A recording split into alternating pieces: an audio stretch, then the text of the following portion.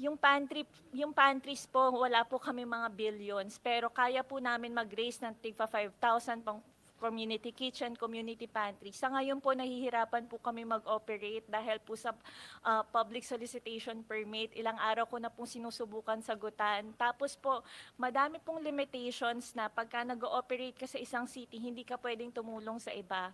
Ang mechanism po namin ay exchange, mag-share kung anong meron sa ganitong pantry sa ganitong city. So, ang nire-request lang po namin, sa mga panahon po kaya ng ganitong emergency, madali lang po sa amin tumulong. Medyo nalilimit lang po kami sa policies natin.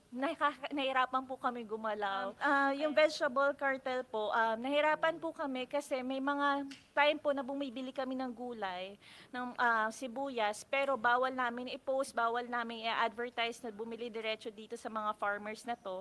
Kasi yung mga middlemen or ibang traders, nakaabang po sila na, kumita pala, for example, kumita kayo last season, bumili pala si community pantry sa inyo last. So ngayon, this season, mas mura yung bili ko sa inyo.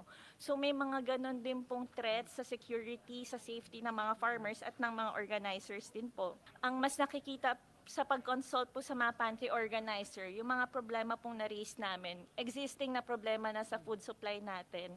Hindi na po siya bago, siguro mas lumala or na-highlight dahil sa oil crisis. Pero mas sibukan po natin ayusin siya long term na hindi na band-aid solution na matatapos sa ayuda. Kasi kaya naman ng mga magsasaka, kaya naman ng drivers, kaya naman ng fisher folks.